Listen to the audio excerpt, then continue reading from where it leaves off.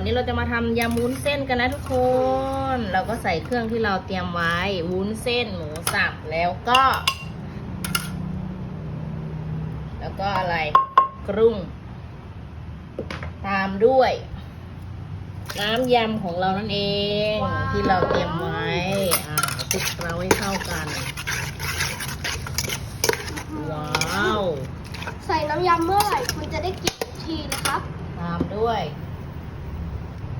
ผักไปเลยสิจ้า ว้าว ผักไปเลยสิจ้า นี่คือส่วนผสมหลักของ ยำวุ้นเส้นทุกคนง่ายมากทำกินที่บ้านอ้าวเสร็จแล้ว อ่า กุ้งก็ไม่ต้องห่วงนะกุ้งมาจากบ้านเท่านาย กุ้งบ้านเท่าเก๋จ้าหมูสับก็บ้านเท่าเก๋อีกแล้วจ้านี่เลย